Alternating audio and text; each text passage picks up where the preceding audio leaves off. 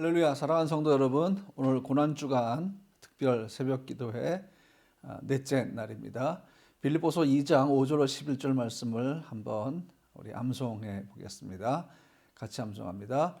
너희 안에 이 마음을 품어라. 곧 그리스도 예수의 마음이니 그는 하나님의 본체시나 하나님과 동등됨을 취할 것으로 여기지 아니하시고 오히려 자기를 비워 종의 형체를 가지사 사람들과 같이 되셨고 사람의 모양으로 나타나사 자기를 낮추시고 죽기까지 복종하셨으니 곧 십자가에 죽으심이라.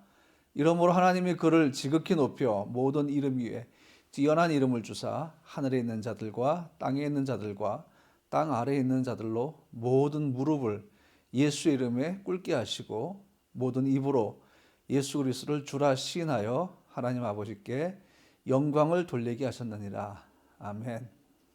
오늘 넷째 날 7절, 8절, 9절 말씀을 요한복음에 나오는 요한복음 13장에 나오는 세족식과 잠깐 좀 비교를 하려고 합니다. 여러분 지금 성경을 펴고 계시죠? 7절부터 9절 말씀까지를 보시면서 설교를 들으시면 훨씬 더 이해가 빠를 줄로 믿습니다. 오늘 7절 말씀부터 9절까지 말씀을 요한복음 13장에 나오는 세족식과 비교를 하려고 하는데 지금 요한복음 13장을 한번 좀 펴실까요? 빌립보서 2장을 이렇게 마크해 놓으시고 요한복음 13장으로 한번 가보시기 바랍니다. 요한복음 13장 4절로 8절 말씀 제가 읽도록 하겠습니다. 저녁 잡수시던 자리에서 일어나 겉옷을 벗고 수건을 가져다가 허리에 두르시고 이에 대하에 물을 떠서 제자들의 발을 씻으시고 그 두르신 수건으로 닦기를 시작하여 시몬 베드로에게 이르시니 베드로가 이르되 주여 주께서 내 발을 씻으시나이까. 예수께서 대답하여 이르시되 내가 하는 것을 내가 지금은 알지 못하나 이후에는 알리라. 베드로가 이르되 내 발을 절대로 씻지 못하시리이다. 예수께서 대답하시되 내가 너를 씻어주지 아니하면 내가 나와 상관이 없느니라. 아멘. 예수님 당시 사람의 발을 씻기는 것은 노예들이 하는 일이었습니다. 특히 유대인 노예들이 아니라 이방인 노예들이 하는 일이었다고 합니다. 그만큼 다른 사람의 발을 씻기는 행위는 비천한 신분의 사람들의 몫이었죠. 그러므로 예수께서 제자들의 발을 씻기신 것은 제자들에게는 엄청난 충격을 주었습니다. 예고편도 없었습니다. 직접적인 암시도 없었습니다. 하지만 예수님은 이미 마음의 준비를 하셨던 것 같습니다. 겸손과 섬김 그리고 샬롬의 도구인 대화와 수건을 드신 예수님은 섬김의 진정한 모습으로 제자들의 발을 씻겨 주셨습니다. 제자들이 얼마나 놀랐을까요? 전혀 상상할 수도 없었던 일이 지금 눈앞에서 벌어지고 있기 때문입니다. 제자들은 놀란 상태에서 발을 내밀었지만 베드로는 강하게 거절을 했습니다. 그러자 예수께서 이렇게 말씀하시죠. 내가 너를 씻겨주지 않으면 너와 내가 상관이 없다. 여기서 예수님의 말씀의 의미를 우리가 좀 생각해 보려고 하는데요. 상관이 없다라고 할 때 상관이라는 이 단어는 헬라어로 메로스입니다. 뜻은 분깃, 이익의 일부, 유산, 그 다음에 약속의 땅을 의미하기도 하는데요. 특히 하나님 나라의 분깃을 의미합니다. 그러니까 예수님께서 지금 베드로의 발을 씻기지 않으면 베드로는 예수님의 사역과 하나님 나라의 분깃에 참가할 수 없다, 참여할 수 없다라는 의미가 되는 것입니다. 그러니까 예수님께서 베드로의 발을 씻어주시는 것이 얼마나 영적으로 중요한지를 알 수가 있겠죠. 이제 몇 시간 후면 예수님은 체포되셔서 십자가에서 죽임을 당하셔야만 합니다. 한 12시간 정도, 그보다 조금 덜 남았을 수도 있고요. 우리가 보통 이런 질문을 많이 하죠. 만일 내일 지구의 종말이 온다면 무엇을 할 것인가 하는 거죠. 만일 여러분에게 단 하루의 시간만 남아있다면 여러분은 뭘 하실 겁니까? 예수님처럼 24시간도 남아있지 않다면 여러분은 뭘 하실 겁니까? 예수님은 이 마지막 시간을 보내시면서 제자들과 마지막 만찬을 하셨죠. 그때는 두 가지를 하셨습니다. 첫 번째 하나는 우리가 잘 아는 성만찬, 즉 주의 만찬 하셨고요. 다른 한 가지가 바로 세족식이었습니다. 자, 이제 죽음을 얼마 남겨두지 않은 시점에서 예수님께서 주의 만찬과 함께 세족식을 하신 것은 굉장히 특별한 이유와 목적이 있다 하는 것을 알 수가 있겠죠. 주의 만찬은 제가 이미 충분히 여러분에게 나눴기 때문에 오늘은 세족식을 갖고 잠깐 나눌 텐데요. 대체 왜 예수님께서는 세족식을 하셨을까 하는 것입니다. 이제 곧 예수님은 십자가에 못 박혀 죽으시죠. 십자가에 못 박혀 죽으셔서 하시는 일은 대속입니다. 우리의 죄를 대신 지시고 그의 피값으로 우리의 죄를 사해 주시는 것이죠. 그러므로 지성소 안에서 이루어졌던 대속죄일에 이루어졌던 그 속죄소에 어린 양의 피를 뿌리는 것하고 똑같은 의미를 갖습니다. 정결케 하는 거죠. 자, 우리가 죄인이었고 하나님의 영광에 이르지 못했는데 예수님께서 십자가에 못 박혀 죽으심으로 우리의 모든 죄를 사하여 주셨습니다. 그러므로 우리는 죄의 종이 아니라 의의 종이 될 수 있었죠. 자, 이것이 바로 예수님께서 제자들의 발을 씻겨주신 것과 연결이 된다 하는 것입니다. 더러운 자는 십자가에서 예수와 함께 죽었죠. 그 죄의 문제가 우리에게 해결이 되었죠. 그러면서 하나님께로 가는 새 길이 열렸습니다. 자, 이 사역을 앞두시고 예수님은 제자들의 발을 씻겨 주신 것입니다. 더러운 발을 깨끗하게 씻겨 주신 것입니다. 이것이 바로 십자가에서의 대속의 사역과 연결이 되어 있는 것이죠. 또 한 가지 이유는 겸손과 섬김 그리고 헌신에 대한 본을 보이시려는 것이었습니다. 앞으로 제자들이 살아가야 할 길은 십자가의 길이기 때문입니다. 헌신과 섬김과 겸손으로 가야 하기 때문입니다. 그래서 예수님은 제자들의 발을 씻겨주신 것이죠. 자, 여러분 요한복음 13장에 나오는 세족식의 장면을 오늘 빌립보서 2장 특별히 7절, 8절, 9절의 말씀하고 좀 같이 비교를 해볼까요? 자, 7절 말씀 보시면 자기를 비워 이렇게 되어 있습니다. 이것은 예수님 자신이 가진 신성을 벗으시는 것입니다. 하늘 영광을 벗으시는 것입니다. 하나님과 동등됨을 취할 것을 내려놓는 것입니다.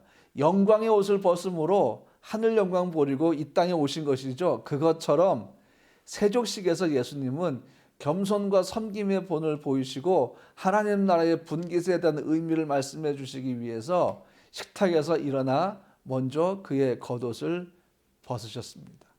겸손의 자리로 내려가시기 위해 예수님은 그의 겉옷을 벗으신 것입니다. 여러분 한번 이미지로 생각해 보시기 바랍니다. 하늘 영광, 그 영광의 옷을 벗으시고 이 땅에 오신 예수님, 그리고 이 땅에 오셔서 그의 겉옷을 벗으시고 가장 낮은 자리로 내려가셔서 제자들의 발을 씻기시는 예수님. 겉옷은 오늘 빌립보서에서 영광의 주 하나님의 독생자를 의미하죠. 주님은 우리를 위해서 그 옷을 벗으시고 이 땅에 오셨습니다. 또 세족식에서 겉옷을 벗음으로 영적인 의미들을 보여주셨고 십자가에 못 박혀 죽었을 때는 이 겉옷이 네 조각으로 나뉘어지죠. 십자가에 못 박혀 계실 때 윗대했던 로마 병사들이 겉옷을 네 조각으로 나누어 가짐으로 구약의 예언을 이루어지게 했지 않습니까? 그래서 세족식을 할 때 예수님께서 겉옷을 벗으신 것은 바로 겸손의 자리로 내려가셨다 하는 것을 의미하는 것입니다. 우리는 외향적인 걸 굉장히 중요하게 여기지 않습니까? 어떻게 보일까? 다른 사람들에게 내가 어떻게 보일까 하는 거죠. 그래서 허영의 옷을 입기도 하고 또 세상 것들로 우리 자신을 막 치장하기도 하지만 여러분 항상 기억하십시오. 코람데오, before the God, 하나님의 존전에서 하나님 앞에서 우리의 삶은 우리 주변의 사람들이 우리를 바라보는 그 현장이 아니라 가장 근본적으로는 전능하신 하나님 눈앞에 있다는 것입니다. 그 하나님이 우리를 바라보실 때 우리를 세상 것으로 꾸민 그 가치를 보시는 것이 아니라 얼만큼 하나님의 말씀으로 살아가는가 하는 것을 보고 계시다 하는 것을 여러분 꼭 기억하시기 바랍니다. 자, 그 다음에 7절 말씀 계속 볼까요? 종의 형체를 가지사 사람들과 같이 되었고 사람의 모양으로 나타나셨고 이렇게 돼 있죠. 이게 뭔가 하면 자기를 낮추시는 거예요. 여러분 제가 했던 말씀 기억하시죠? 자기 비하란 단어입니다. 근데 요한복음을 보니까 예수님은 수건을 가져다가 허리에 두르셨습니다. 이건 노예들이 하는 행위입니다. 그 다음에 대야에 물을 직접 담으셨고요. 제자들의 발을 씻기기 시작했습니다. 빌립보서에서는 종의 형체를 가지셨다 이렇게 표현하죠. 세조식에서는 수건과 대야를 가지신 것입니다. 빌립보서에서 종의 형체를 가지신, 세조식에서는 노예들이 하는 것처럼 수건을 가지셨다. 그 수건을 자기 허리에 두르셨다 하는 것입니다. 섬김의 자리죠. 예수님이 이 땅에 오신 섬김의 목적을 그대로 보여주시는 것입니다. 예수님은 종이 되셔서 세조식을 하셨습니다.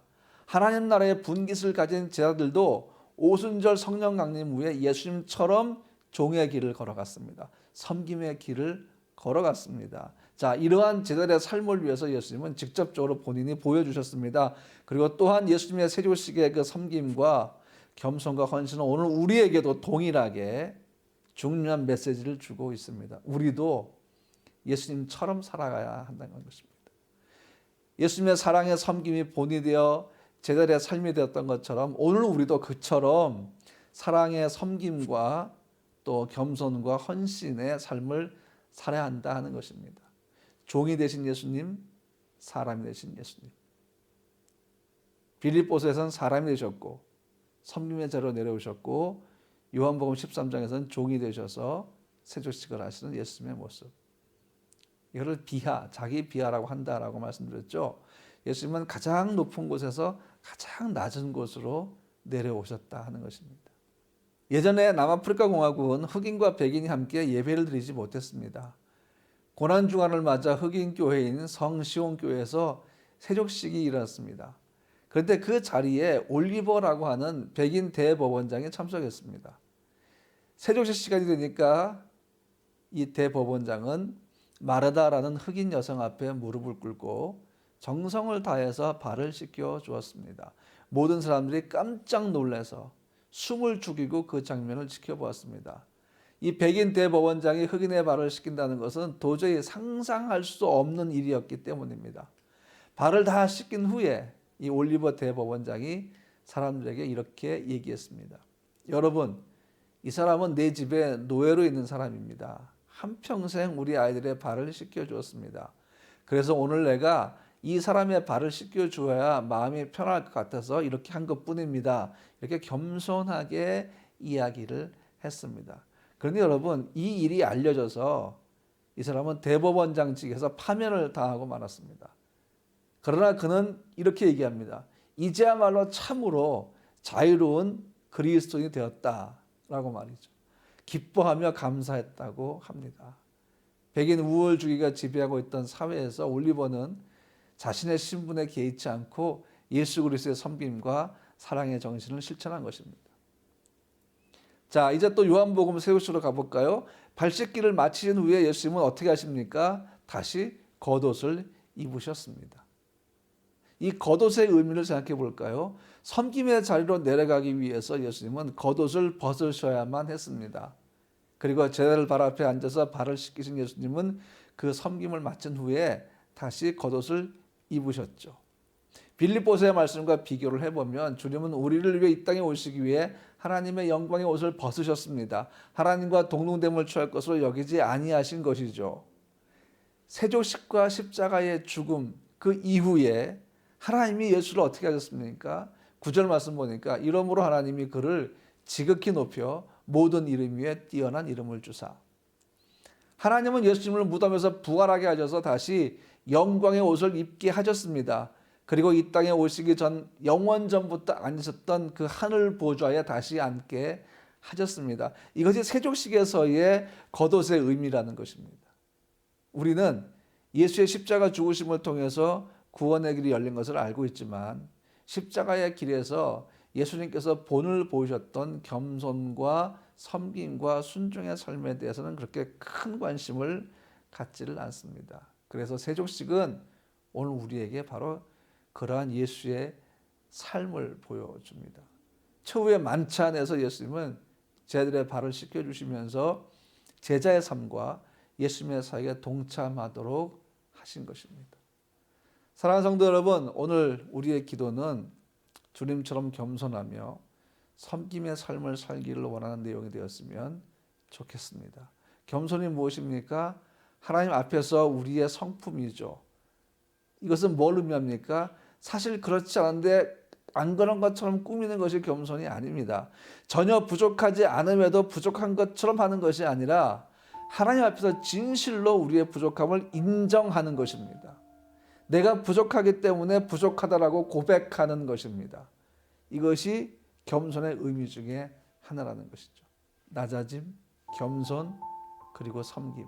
교회는 이 세 가지가 반드시 필요하고 우리가 예수의 제자로 살아가는 삶에도 반드시 필요한 것들입니다.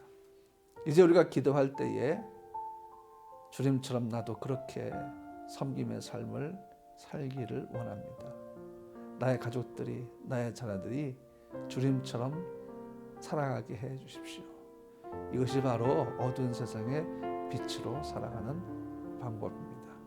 오늘 하루도 주님께서 여러분의 삶을 지켜주시고 건강을 지켜주시고 여러분의 소유를 보호해 주시며 여러분의 기도에 응답하시는 귀하고 복된 하루가 되시기를 주님의 이름으로 축복합니다. 이제 우리 함께 기도하겠습니다.